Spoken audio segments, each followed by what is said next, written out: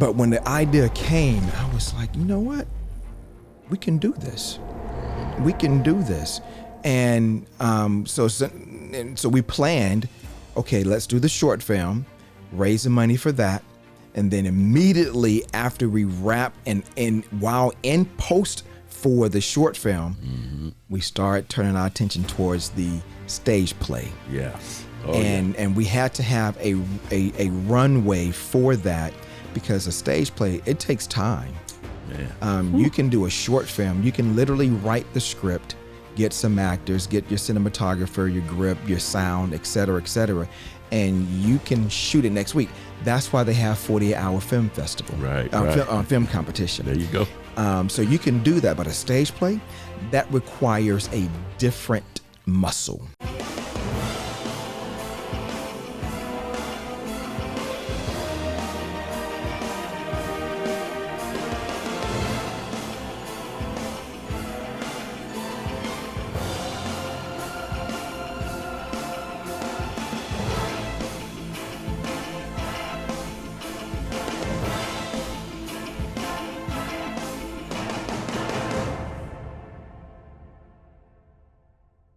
All right, welcome back to another Ronald Diltz II podcast. And as I was telling y'all, the Ronald Diltz II podcast been taken over, right? Taken over by Downhill. We have Downhill, the production, the play, the film, Rock Hill. I mean, it's been so much going on. And I just got to get y'all excited because today I have my great brother, right? The God himself sent my way. My great brother, I call him brother superstar. I call him brother super producer. My brother. Too kind. Brother Ceejay Joseph in the house. What's going on, my great brother? What's up, good people? Of course, this is Ceejay, C-E-E, capital J-A-Y, and I am so excited, so elated, so ecstatic to now be on this podcast with my great brother, the dynamic director is what I call him, and my brother right here. Boom! Yes.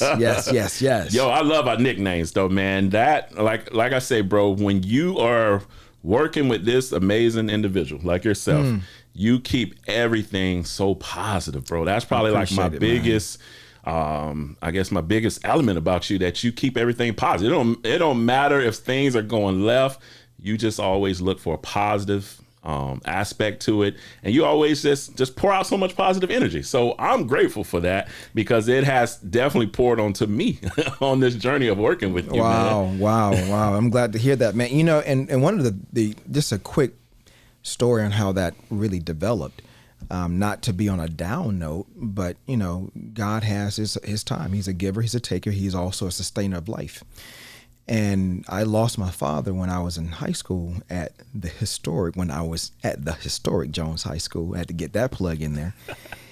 But at 17, so I had to fight to figure out a positive lining in otherwise a not so positive situation. And so that was a lesson that I carried for the rest of my life until this very day. Of course, we have our mental frustrations, our mental anguish, but, you know, only for a moment. Like Ty Tribbett says, only for one night, only for a moment. And looking at fighting to find the positiveness in a situation will be able to carry you through that situation. My cousin, who's going through my favorite cousin, sister in the universe, going through another battle of cancer. One day I told her E plus R equals O. There always going to be an event. That's your E. And your response to that event, yes, your R, will be your O, your outcome. E plus R equals O. So whatever event there is, how you respond will equal your outcome in most situations. Just keep that in mind. This is a little nugget I'm dropping on right now. Man, you have so many nuggets, man. You always drop into the universe, bro. Yes, sir. And so, man, I just love that, man. So originally, when we came onto this project, you know, of course, as we know, Brother Hill and I was working for many years on this project, to the point I went back to school, bro. I did a lot just to prepare myself for this project. Wrote 30 pages, like, this ain't gonna work compared to what I learned, threw it out. And so we was just coming to a point where we both were at a point where we were both happy about the script, you know, and to to our viewpoint. But it was just like we were at a wall. We wasn't going anywhere, and it was just a standstill. And so, but then one day, brother, the amazing brother Hill, told me about you, and was like, "I want you two brothers to connect." And man, we haven't looked back since. You know, what was that journey like? What inspired you to even step out on faith and say, "Hey, I want to be a part of this journey"? Not only as just being a part of it, but as a producer, an executive producer on it. Sure. So tell us. Yeah, sure. Of course, I've known Brother Synergy, Mr. Hill, in during my days in Mount Pleasant, and he's seen me perform there. So he was always enamored with my performance, and talked about working together years ago, but it just never came to fruition. And then when I got my recurring co-star role on Walker, shout out to all the Walker fans out there, and he was like, "Oh, well, we really got to work together." And then contacted me, was letting me know about the story, and I had heard rumors about the story, especially when going to Mount Pleasant. People would talk, but I'll always take it with a grain of salt, because people add their own spices in it that may not be the right spice, quote unquote, the truth, right? And so when he approached me, I said, well, essentially, if I'm going to be involved, we have to make sure we do this, that, and the other. One of the this was to make sure it was a union project, because I am a SAG-AFTRA union member. And so the only way I would be involved if it was a union project. And I was already intrigued by the story. And when he sent me the book and I read it, I was like, wow, he really bears his soul in this book. I mean, there is literally no stone unturned. Right. But I was just excited to be a part of it, that someone would think of me to be a part of their life's journey, their life story, and be able to be a part of it and see what I can do to bring whatever gifts that he's given me to the table. Very nice, my great brother. And I know when you came on, of course, I just said, God is moving. God is moving. It's time. You know, it's time to move forward with this project. Yeah. And I know when Brother Hill and I was talking about this project, you know, the idea came about doing it as a SAG, but we didn't know nothing about how to move forward with that. My wife and I both, my wife Monique, my queen, we both were looking into it. You know what I'm saying? It's when she was working closely with me as well on the production, and we were doing research. And I remember telling us, like, man, this looked like I'm going back to school just to learn how to do it as a SAG film. So it was a lot. It just became overwhelming really quickly. Yeah. Then God sent you, my great brother, who just handled that so smoothly. Like, you just literally took that load off of me and just said, I got this. So tell us about that, because a lot of independent filmmakers, we don't know anything about that process of making a film SAG. So how would you explain that to us? Well, I would say, you know, man, the bulk of the credit goes to SAG-AFTRA. Over the past several years now, maybe 10 to 15 years, they have made it easier for independent filmmakers, especially those actors who are union, to want to create their own and still have it be a union project. So they've created different agreements to make it a bit easier for an independent, low budget film project, whether it's a student film, whether it's a short, whether it's a feature film. They have different agreements in place. And with Rock Hill, it fell under the micro budget agreement.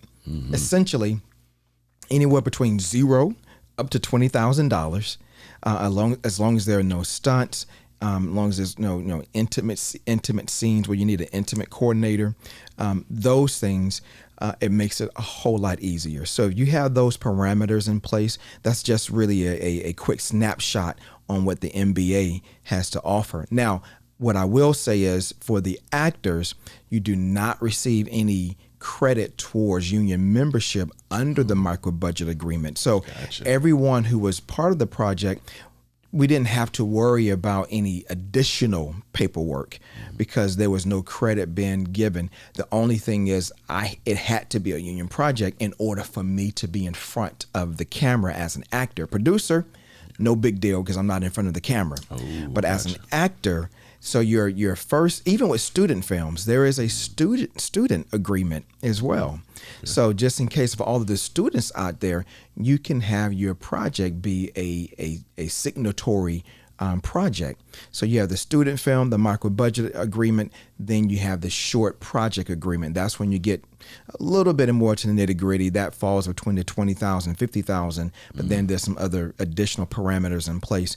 But if you can have something under 20,000 that does not involve any stunts, not involve any intimate scenes where you need an intimate coordinator, the micro budget agreement is the way to go. And it's very, very, did I say very? You said very. Very easy to fill out. So, man, yes. Bro, I tell you this all the time, it's such a blessing to have you on and just someone with your background, your personality. I always say the best directors are those that's been actors because we understand each other, right? So having someone on the producer end that's also a great actor that understands actors and can handle all the SAG business, it's truly a gift from the Lord for me. So to the point that I'm like, brother Ceejay, brother superstar, brother super producer, I can't do another project without you because I want you to handle the actors. I love y'all know I love my actors. I love y'all. Y'all know I love y'all, right?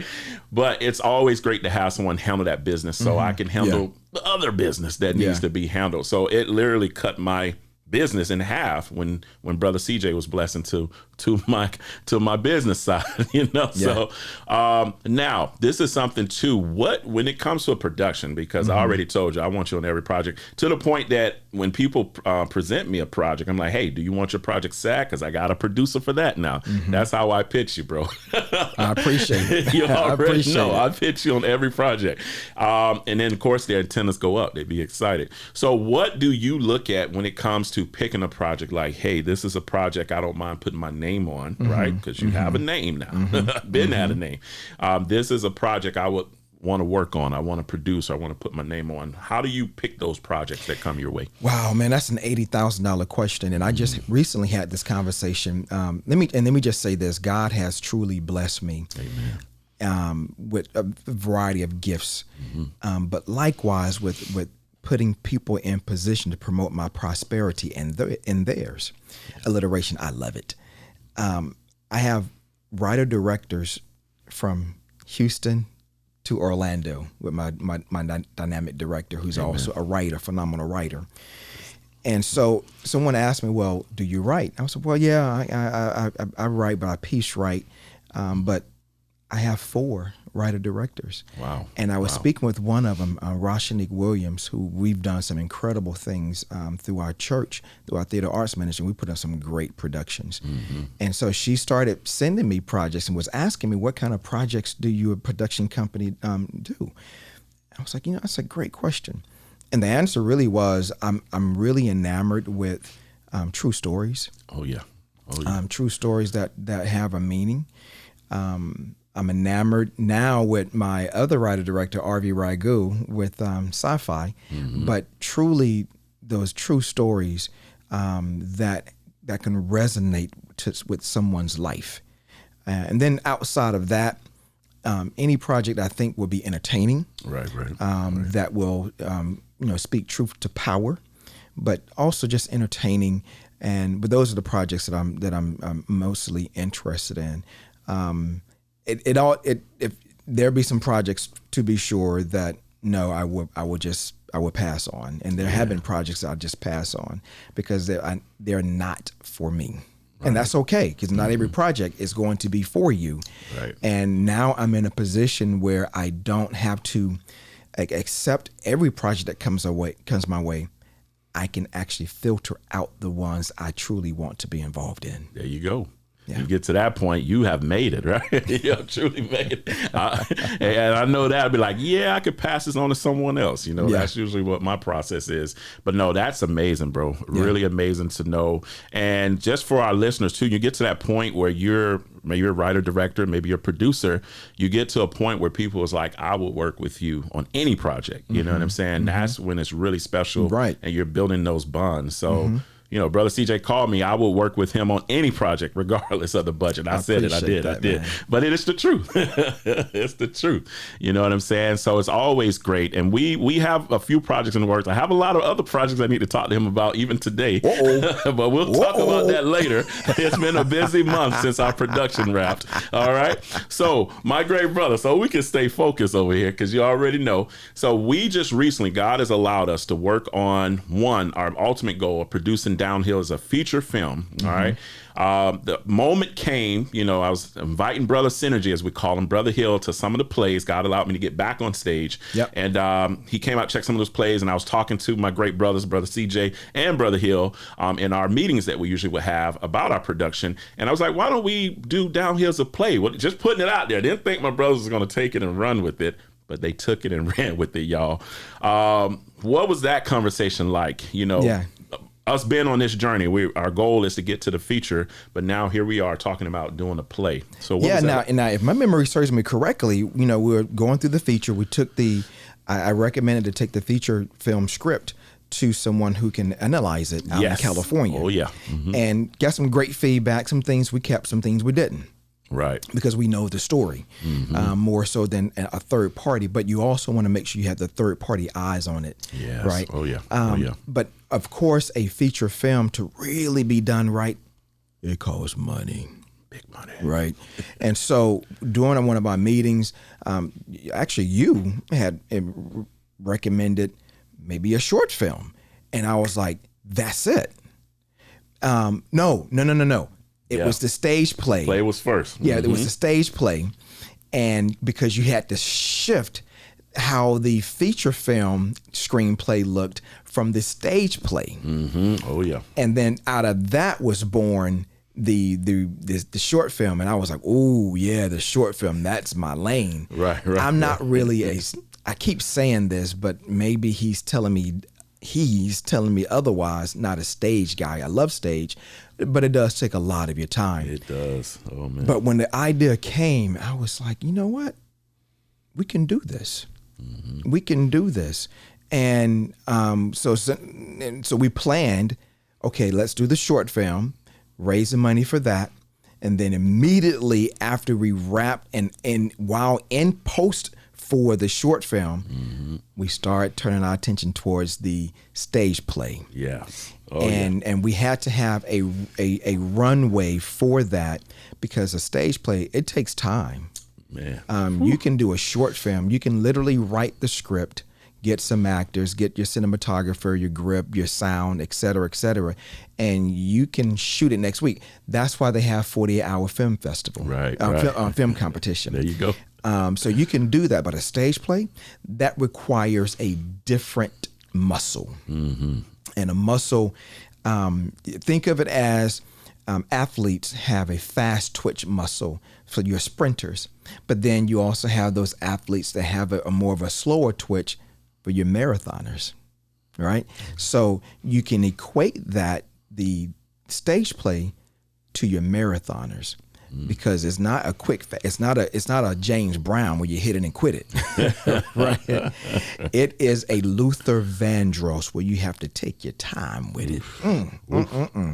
So you had to take your time with it, and man, that journey for Downhill was unbelievable. Going through the drafts, I think we had 8 drafts, right? Man, it could have been more by the time we ended. Yeah. And really, actually, it is more. Yeah. Because by the time we got towards the end of rehearsals, the rehearsal run, we had to cut some things. Yeah. So that could have been easily a 9th draft, easily a 10th draft. But yeah, so you had to fight to keep what was important, but also what was entertaining. Right. But when you're looking at a litigious stage play, because it involves some legalese words and things of that nature, right, you have to make it entertaining. But it was a great journey on that. Man, such a great journey. And I think for me on that end too, the biggest as you and I talked about was trying to make sure I wanted to bring both of my worlds together, with the film and the play, and to hear people say that, I felt like I was watching a movie. Like I have a message from one of my amazing actresses that I worked with on the previous project, and her and her husband came, and it was like, I felt like I was watching a movie. They're still on high, you know. So that just meant the world. I'm just trying to take it all in. We're going to be on high the rest of the year. That's what Brother Ceejay already said. Yep. You know, because this is just, God just truly not only showed up, but as he only know how to, he showed out, you know, on this journey. So that was big. So when we started doing the play, of course, I was like, how can we bring both of these worlds?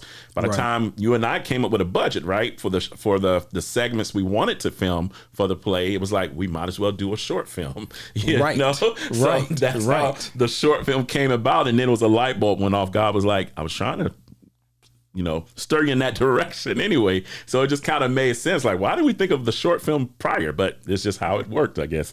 Now, I want to ask you this, though. How was it for you as a writer to go through several iterations of the feature film and then have to shift your mindset for a stage play, then shift your mindset again for a short film? And at that point, nothing had been filmed, right? Except for the documentaries. But that's different. That's a different animal. So how was it for you as a director having to shift your mindset and maybe even your heart set to some degree? Well, at this point, prior to you coming on to the project, man, it was a love-hate relationship with this project. And I've said that many times, and I'll say it again. It was a love-hate relationship, because when you're working on something for so long and you're just like trusting the process, you know, a lot of this process, you're not getting paid, you know what I'm saying? Because you're executive producer. You're trying to see the project forward, you know what I mean? And so you're just pouring so much. And like I said, I went back to school, you know? So that was a big, you know, moment in my life too, you know, going back to school and then learning more about being a writer, a screenwriter, and adapting these projects. And so yeah, it was a love and hate relationship. By the time you came on, and I was like, when we were talking about doing it as a play, I don't know what led me to do that. I'm glad I did, because we just had an epic experience. But it was kind of like, man, I got to get paid something, y'all.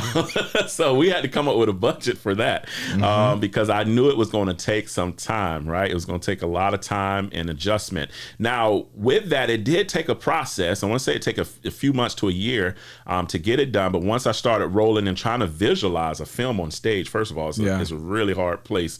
You really have to love writing and understand both worlds, both theater and film. And so, but that's how that idea birthed. You know, I want to bring film to the stage, you know what I'm saying? How can we do that? How can we incorporate those elements? So once I started looking at that in the bigger picture, it was smooth. It was a lot smoother, I would say, because at this point I just knew so much of the story. I've been spending so much time with the characters. And then to talk about the short film, bro, that was the easiest part. You know, I think the hardest part was just, what do I cut out? You know, just like with the play. You know what I mean? Because remember that first script I sent you, it was 20 pages. You're like, no, bro. It was probably 30 pages, right? I was like, bro, it was 30 pages. Yeah. And then I'm like, man, how much can you cut out of this, you know, to get to the point? And then, of course, you know, brother super producer over here was like, yeah, we got to cut it down. Our good place is, 10 to 12, I think you were telling me? And I was like, 10 to 12? Lord. And so I went back, cut out, I think, 10, and I got to 20, and he still cut a little more. And so I had to really cut it down, and we finally got it down to 10 pages. And again, if you love the story, you love writing, it's a task for me. It's like a challenge. And I'm just like, well, how can I tell a story? I'm always talking about telling a story. This is a challenge for me to tell a story in 10 minutes, you know? I tell my students that all the time with our 1 minute project. It's a challenge for me to tell a story in 1 minute. So when I see them doing it, I'm just like, oh my goodness, you're gifted. You know what I mean? So that was the challenge, you know, trying to get it down to just 10, but I was so proud, bro, when I did. And I remember sending you that draft and you was like, boom. That's it. That's it. And let me just expound why we needed to get it cut down, because when you're looking at a short film, and shout out to Eric, the Truth Cotton, brother in Baltimore. I now call him my filmmaking mentor. And he's been such a blessing and has been poured in not only to me, but into our entire producing team. Thank you, brother.